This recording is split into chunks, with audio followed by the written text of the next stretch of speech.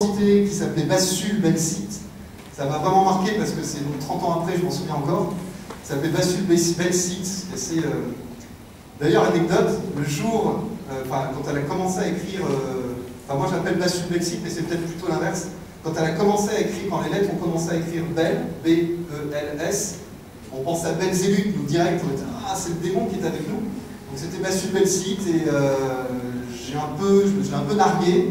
Et le verre, en fait, s'est déplacé hors de la table et est tombé sur le tabouret sur lequel j'étais assis. Et s'est cassé sur le tabouret. Ce qui est un peu spécial, puisqu'en fait, le tabouret était le verre a fait une chute de 15 cm.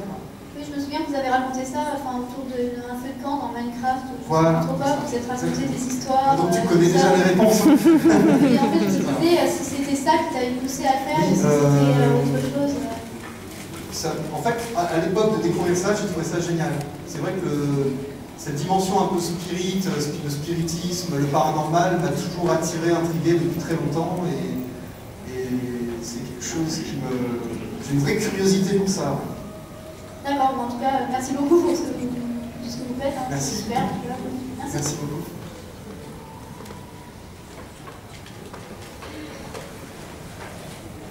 Sinon, j'ai vécu d'autres trucs paranormaux un peu plus tard quand j'étais étudiant, mais je l'ai raconté dans des vélogs, je crois.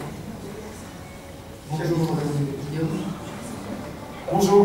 C'était pour savoir si tu avais essayé de chercher des endroits pour enquêter qui ressemblaient à ceux de Minecraft. Pas du tout. Il y aura forcément des similitudes, mais je cherche pas. Non, c'est pas dans ma dynamique de recherche de lieu n'est pas du tout liée à cette émission. Donc non. Et t'as pas l'intention d'essayer C'est-à-dire un cimetière par exemple. Après dans Beyond Minecraft. Beyond Minecraft c'est une série, pour ceux qui ne connaissent pas, que je faisais dans Minecraft antérieurement à Chasseur de fantômes, qui était dans lequel en fait je fantasmais un peu ce que je fais maintenant. C'est-à-dire que je le faisais pour de faux, avec des mods et en trichant beaucoup, parce qu'il n'y a pas de fantômes dans Minecraft. Et voilà, c'était un peu l'émission palliative. Et donc je visitais des lieux soi-disant hantés dans Minecraft. Et on retrouve, finalement, j'ai visité dans Minecraft, il y avait eu quoi? Il y avait eu un asile, il y a eu un cimetière, il y a eu un château. Finalement, c'est des lieux qu'on visite aussi en vrai. Donc voilà. Bonjour.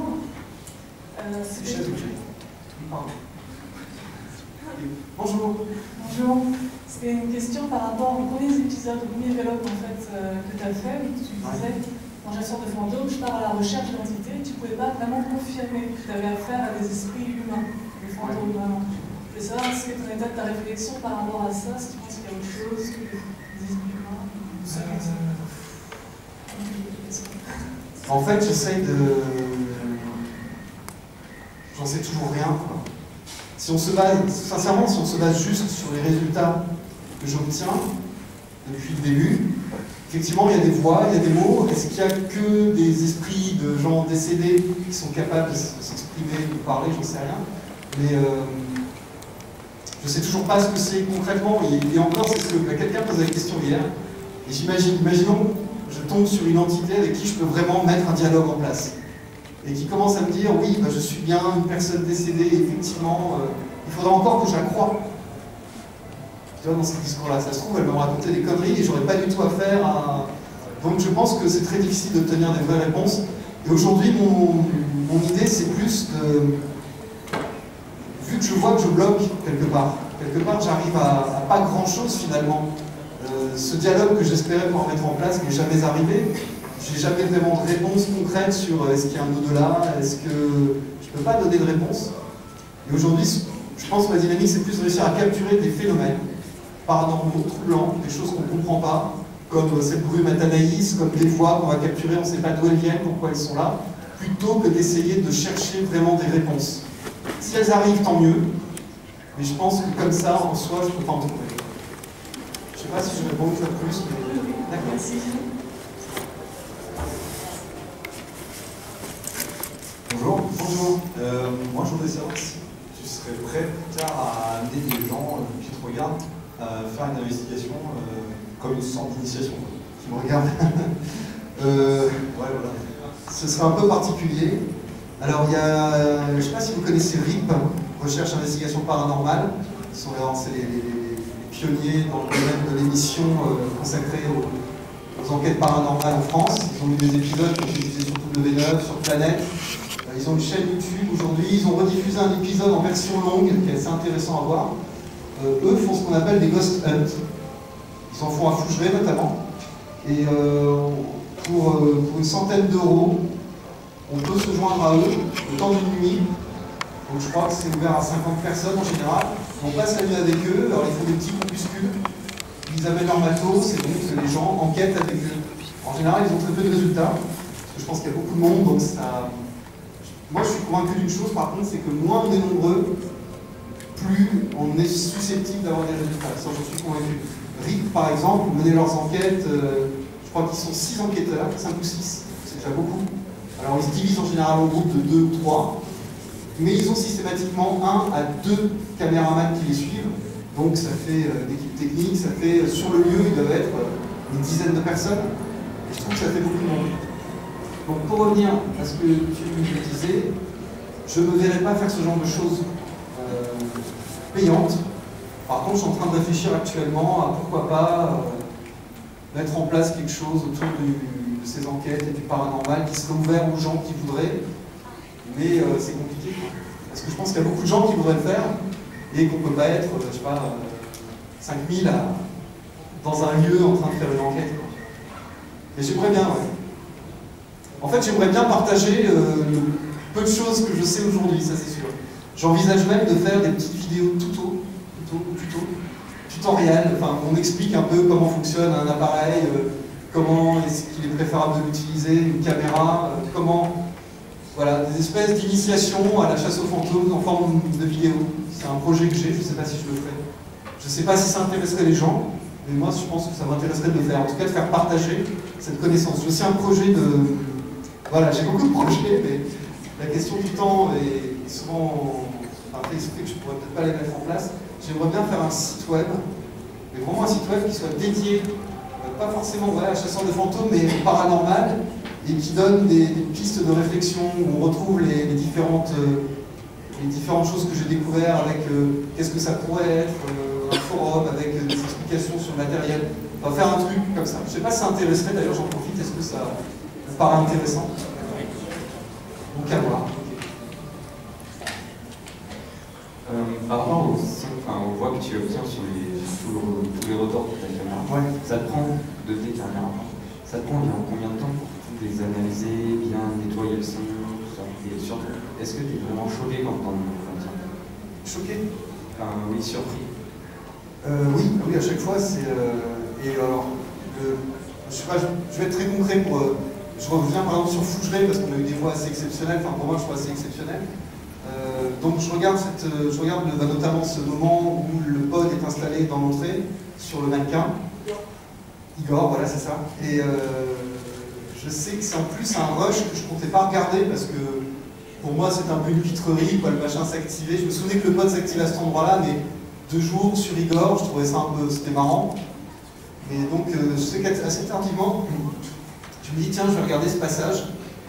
Donc je regarde, puis je mets le son fort, donc j'ai une table de mixage, donc PC relais, table de mixage, casque. Donc j'écoute le son très très fort.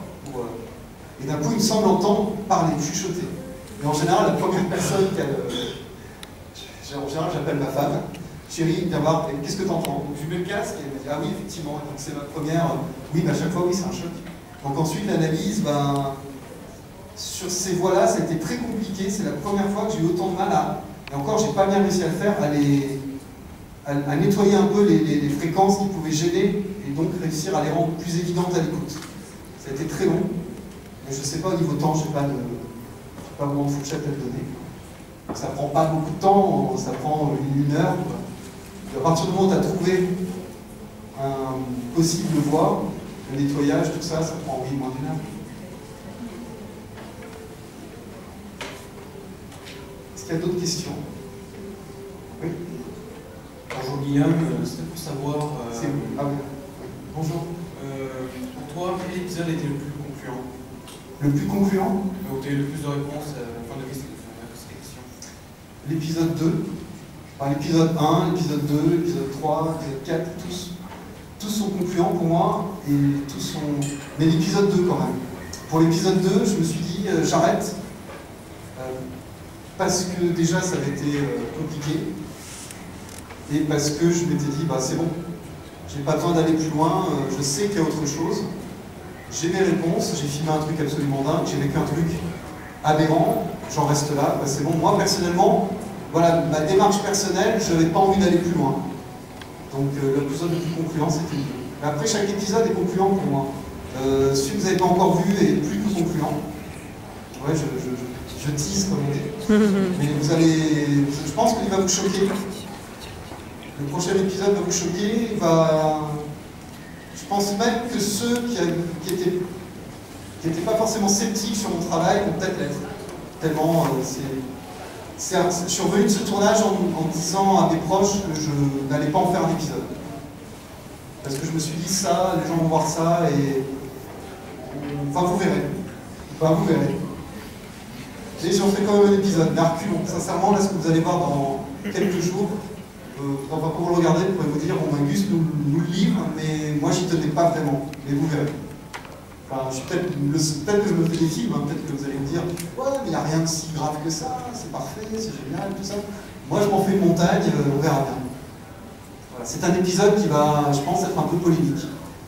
Mais c'est pas grave, tant pis, on verra bien. Bonjour. Bonjour. Alors, j'ai plusieurs questions. D'abord sur l'organisation du travail, parce que nous on voit des vidéos, mais je pense qu'il y a beaucoup d'heures de travail qui sont complètement occupées, dont on ne se rend pas compte. Le mot organisation, je ne connais pas trop. Ah, bon, voilà. C'est un peu mon problème, je suis très mal organisé. Mais vas-y, continue. Alors, je voulais avoir une idée, lorsque tu cherches un site, est-ce que ça prend du temps d'obtenir des autorisations? Est-ce que tu as beaucoup de refus? Est-ce que tu dois faire beaucoup de démarches et qu'il y a énormément de choses qui tombent à plat faute d'accord? Ou est-ce que là, ça se passe plutôt bien? En général, ça se passe très bien. En général, ça se passe très vite. Par exemple, récent, donc Orthez, la tour Moncade, où j'étais pour le dernier épisode.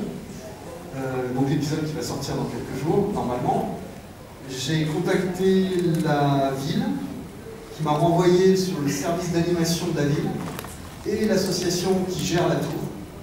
J'ai eu une personne, je lui ai parlé au téléphone, je lui ai dit qui j'étais, il m'a dit il n'y a pas de problème.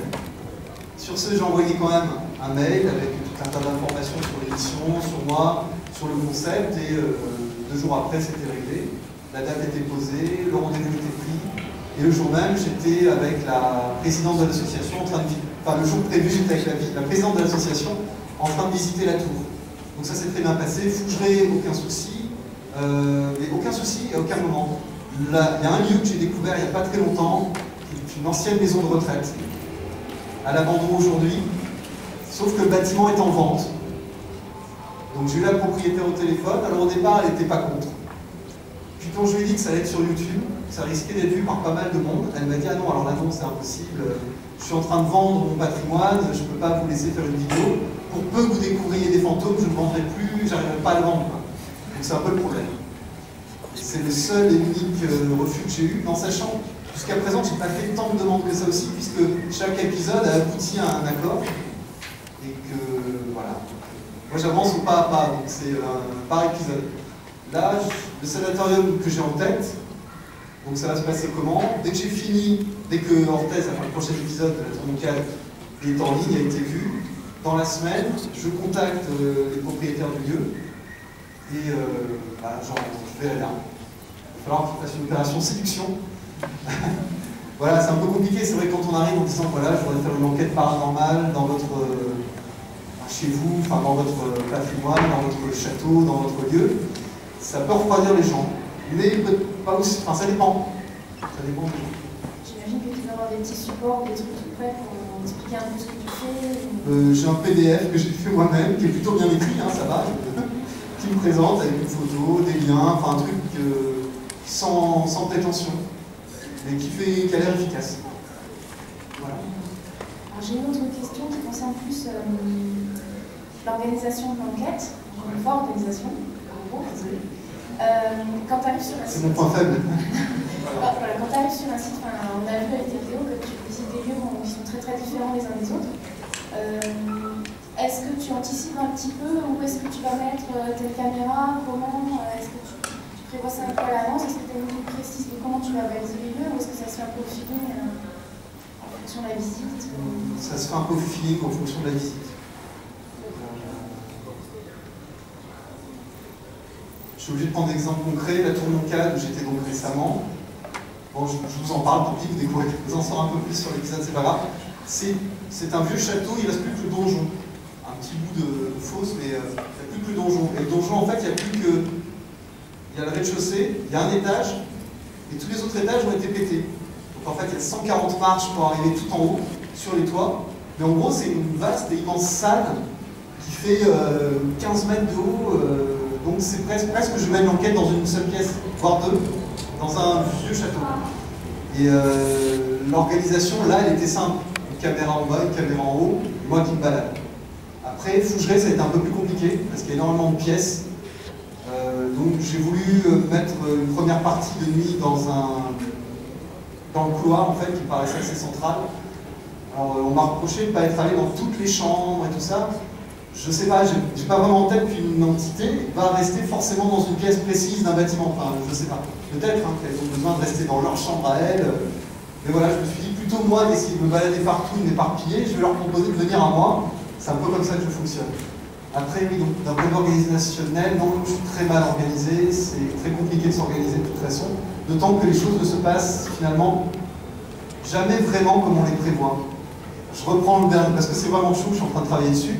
L'épisode que vous allez voir, je suis pris de court complètement parce que je commence mon enquête de nuit et il se passe quelque chose tout de suite, ce qui est complètement inattendu parce que toute l'après-midi, c'est rien passé, c'était super calme. Je rentre dans le château, je ferme derrière moi, je suis tout seul, j'éteins les lumières et là je suis pris de court, j'ai même pas le temps de m'habituer à l'obscurité, de allez, c'est bon, on y va, que déjà il se passe quelque chose et je suis pris de court, merde, j'ai même pas activé mes caméras, rien, j'ai ma caméra sur moi qui filme, mais les deux autres caméras statiques ne filment pas encore. Et déjà, ça commence. Donc, on peut s'organiser. C'est ce que je dis d'ailleurs dans un moment sur l'épisode de Fougeray. On peut chercher à s'organiser comme on veut. À un moment, c'est plus nous qui décidons, c'est les choses qui décident à notre place. Et c'est souvent ça. J'ai juste une dernière question. Oui. Par rapport à... Tu disais tout à l'heure que tu essaies de mettre en évidence des phénomènes. Donc, tu ne cherches pas trop à avoir une réponse. Malgré tout, est-ce que tu as essayé un peu de les quantifier, de les mesurer? Je pense à l'ombre d'Analyse, je pense aussi à l'ombre de Montille.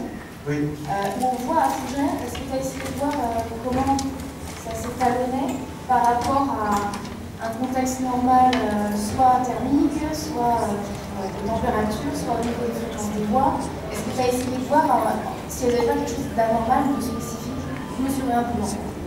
Pour les voir un peu, parce que le son, c'est un peu mon domaine.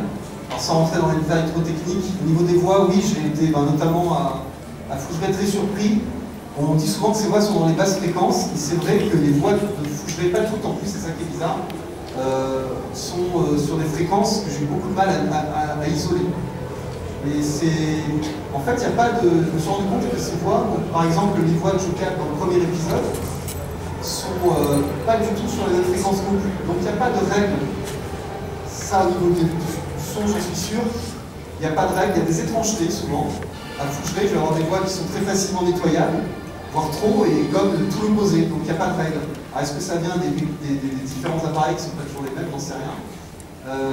Ce qui est intéressant dans ta question, c'est que effectivement jusqu'à présent, je fais ça de manière assez, le terme peut-être pas le bon, mais roots, sans trop justement mener de recherche derrière. C'est peut-être un défaut. Je ne suis pas un scientifique au départ, donc j'ai peut-être pas cette âme-là, la recherche. Et c'est vraiment peut-être quelque chose qu'il faudrait que je travaille par contre. Donc réussir effectivement à quantifier, mieux analyser, voir s'il y a des... Mais jusqu'à présent, sincèrement, de mon regard plutôt pas scientifique, j'ai l'impression qu'il n'y a pas de règle. J'ai l'impression qu'il n'y a vraiment pas de règle. Que ce soit, tu parlais de température, de choses comme ça.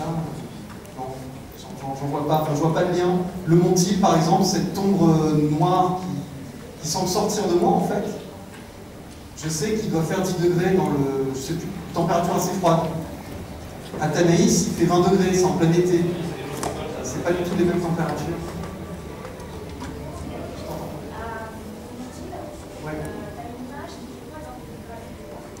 Oui. C'est de l'infrarouge. Sauf que la caméra donne cette... plutôt d'être en vert, c'est en rose.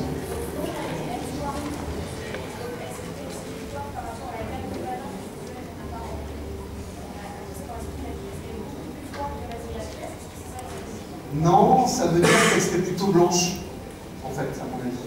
Puisque ce qui est noir, souvent, quand on regarde en infrarouge, sort blanc. Et l'inverse aussi existe. Si là, je me filme en infrarouge, tes vêtements seraient blancs. Donc une ombre noire, on peut penser que c'est plutôt quelque chose de blanchâtre, mais c'est pas gagné, parce que les ombres, non, c'est faux ce que je dis. Non, en fait, j'en sais rien du tout. C'est vrai que j'ai pas fait ce travail-là. Je suis un très mauvais élève.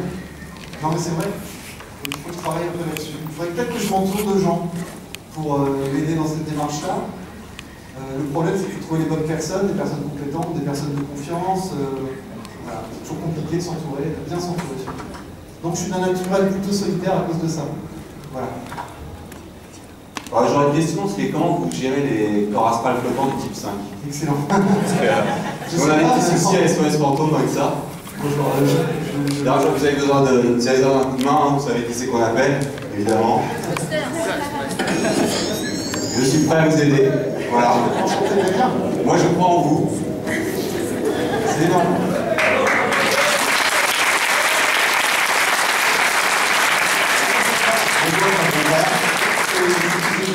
Voilà. Donc, alors, dis-moi un peu ce que tu as sur toi. Alors là, ça c'est un positroneur désintégrant. Pour faire court, c'est pour casser la gueule médiumniquement au fantôme. Voilà. Donc si vous avez besoin d'un coup de main, j'ai des petits soucis avec les fantômes gloutons, par contre. J'en ai jamais vu moi personnellement. Ils ont tendance à nous échapper un peu. Bon, ils sont pas méchants, hein, ils mangent juste tout ce qui se passe. Tout ce qui passe à leur portée, ils mangent. Ton système est génial. J'aimerais bien avoir ce genre de truc. Voilà. Alors après. Tu peux le dégainer ton. Ah bien sûr, après, je te confie le détecteur. Voilà, si jamais tu veux. C'est énorme. Non, après oui, j'en ai pas parlé, c'est vrai que la chasse aux fantômes, il y a un côté qui, je l'ai un peu évoqué au tout début. C'est vrai, en plus si tu regardes des films comme, enfin des séries comme Supernatural, où on reprend beaucoup des techniques modernes de chasseurs de fantômes, comme toi, je suppose que tu utilises aussi les ondes électromagnétiques. C'est ça, c'est ça. Voilà. C'est génial. Ah, ça c'est ouvert. Alors, à mon avis, c'est qu'il y a quelqu'un qui est possédé peut-être dans la salle. Tu penses? On va peut-être faire un tour, vérifier. On sait jamais. De toute façon, j'ai l'outil au cas où. Hein. En fait, tu vois, nos appareils, donc celui-ci, qui est à peu près l'équivalent, pardon, peut-être pas, tu vois, si l'entité s'approche, ça va réagir. Le bruit est sympa.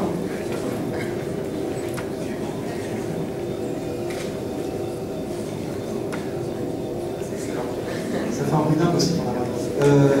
En fait, voilà, moi j'aimerais beaucoup que ça ressemble à ça.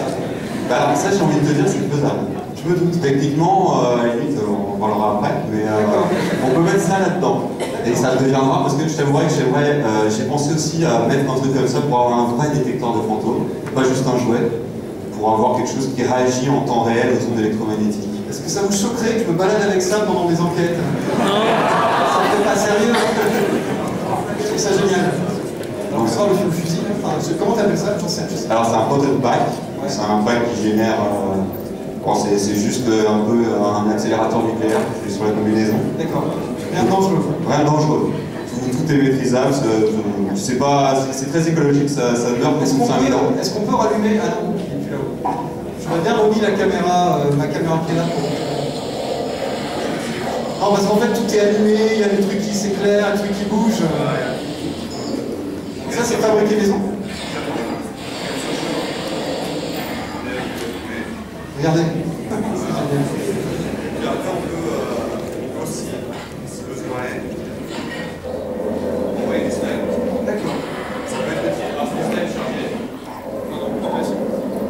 C'est du stun chargé positivement pour combattre les effets négatifs, du stun négatif, évidemment. Comme tu as dû leur dire, il y a évidemment une balance entre forcément les ondes négatives et les ondes positives. Et c'est à nous, moi, de rétablir la balance. Je reste très rationnel, moi, donc j'ai pas trop parlé de ça. Tant que j'ai pas de preuves. Comme je t'ai dit. Et t'as pas le piège. Alors, j'ai pas le piège, heureusement, j'ai laissé avec Man, parce que avec Man, il est dans une autre bien des pièces, c'était vraiment du lourd là-bas. Ici, il n'y a que des esprits libres, donc ça va, c'est gentil, des esprits de follet aussi. Que des esprits gentils, donc je les chasse un petit peu quand il y a du bouffe qui mange un peu tout. Sinon, je les laisse tranquilles, quoi. Ça fait du boulot pour plus tard. C'est génial, les appareils sont extraordinaires. C'est un gros fantasme pour moi, mais bon. Il y a un youtubeur, vous connaissez peut-être, certain, le Grand JD, vous connaissez, qui a fait une enquête, enfin qui a fait 3 enquêtes paranormales. Et je crois que c'est dans la première, c'était très carré avec une caméra. Enfin, et je crois que c'est dans la deuxième où il s'est fabriqué un flingue. Hein, il a pris un. Qui connaît le Grand JD? Ah oui, il y a du monde. Donc je sais pas, c'est dans le deuxième épisode, je crois, hein, où il est avec un flingue. Qu'il a customisé, donc il a mis tous ses appareils dessus et il se met en scène avec ça. Donc il y a un petit côté comique, qui n'a pas toujours été apprécié d'ailleurs de la plupart des gens, parce que c'est vrai que mélanger l'aspect un peu... Alors le problème pour Cano, je dirais, c'est que c'est vrai qu'on est obligé, enfin vous êtes obligé de présenter quelque chose de sérieux, enfin pour donner un sérieux à vos recherches, parce que les gens ne vous prennent pas au sérieux juste pour le thème de la recherche en fait. Mais enfin moi personnellement, ça ne me choquerait pas de pouvoir justement essayer d'allier des... je vois pas pourquoi ça changerait quelque chose que cette forme-là plutôt que cette forme-là. Ça fait peut-être plus sérieux, mais au final c'est le même résultat. Peut-être ça peut amener les gens à voir la chose de façon plus sympathique. C'est-à-dire que si on se retrouve dans un camp de concentration, c'est ça. Ça peut pas être bien en face. C'est la façon dont toi tu vas faire et dont tu vas agir. Si tu agis professionnellement, si tu te marres partout en faisant une chose, c'est sûr que. Voilà, c'est ça. Moi, je vais par contre, les gens comme nous, ça m'intéresse aussi. Si j'ai fait une tenue Ghostbusters, c'est que j'aimais le film, que j'aimais les fantômes, j'aimais le paranormal. Bon, c'est moins évident que dans le film, évidemment, mais voilà, c'est grâce à des gens comme nous qu'on peut rêver aussi et penser qu'il y a peut-être autre chose. Oui, en plus il y a autre chose. Mais bon, mais Ghostbusters, ouais, ça fait partie des films que j'ai vus quand j'étais enfant, moi, et qui... Ouais, c'était un gros kiff de se dire peut-être un jour pouvoir l'être soi-même, quoi. Quelque part, c'est tu sais, c'est le côté, on nous a mis à l'image un fantasme, comme tu dis, d'une façon moins sérieuse et plus rigolote, mais sur la base, il y a un fond réel sur lequel tu travailles depuis longtemps et qu'on retrouve aujourd'hui dans beaucoup de séries, comme quoi il y a quand même quelque part une grosse majorité des gens qui, je pense, pensent qu'il y a quelque chose. Bah en fait, j'avais une réflexion là-dessus récemment. Effectivement, il y a beaucoup de séries. Moi, j'ai des enfants. Et même chez les enfants, ma fille regarde un dessin animé de Bali. Je ne sais pas si vous connaissez Bali, c'est un petit chien. Bref, bah, c'était Bali et les fantômes. Et elle a plein de bouquins avec des fantômes, et finalement, on se rend compte que les fantômes font partie de toute façon de notre vie. Et si c'est le cas, c'est qu'il y a peut-être une raison. Voilà. Et même culturellement, oui, tout à fait. Moi, je suis personnellement, je suis sur les études pendant un certain temps, et c'est vrai qu'elle m'a appris, pour eux, c'était quelque chose de normal. Elle me racontait des soirs où elle avait été visitée. Où elle me disait, j'ai senti une présence, enfin, on ne parle pas après, mais chez eux, c'est quelque chose de normal. On en parle tous les jours, comme je dis, ah, tiens, j'ai vu un copain hier, tiens, j'ai ressenti l'esprit d'un tel ancêtre. Il y a vraiment une culture autour de ça. Et c'est vrai que pour eux, c'est même pas, ils ne demandent pas si ça existe, ils ne cherchent pas, pour eux, c'est réel complètement. Et nous, on a peut-être occulté certaines choses. En fait, ce qui est marrant, c'est que selon les cultures, chacun. J'en parle souvent en fait de ça. Là, tu parles de l'Asie, mais c'est vrai que hier, j'avais des jeunes Marocains qui sont venus me voir. Et je leur ai dit, vous regardez Chasseurs de fantômes, vous en pensez quoi? Ah, on adore, tout ça. Et ils disent, pour nous, c'est des djinns. C'est que je reviens là-dessus. C'est vrai que hier encore, je discutais avec un médium qui expose des. Enfin, je pense qu'il est médium, passeur d'âme. Ils ont une boutique où ils vendent des pierres, donc dans la foire expo à côté. Et commence à me parler de base astrale, d'esprit, voilà. Et je me dis finalement que tout ça reste des croyances, et c'est vrai que, pour répondre à ce que tout à l'heure on me demandait si tu avançais là-dedans, c'est vrai que pour le moment rien ne me permet d'affirmer oui, le base astral existe, oui, les djinns existent, oui, voilà. Donc c'est la façon dont on peut rien affirmer. Et ce qui est intéressant à voir, c'est que dans toutes les cultures, on retrouve la même base. Oui, moi ce que je sais aujourd'hui, c'est qu'effectivement, ces brumes dont on ne comprend pas forcément pourquoi elles sont là, les voix qu'on peut enregistrer avec des appareils, oui, ça existe, c'est vrai. Merci d'être venu me voir.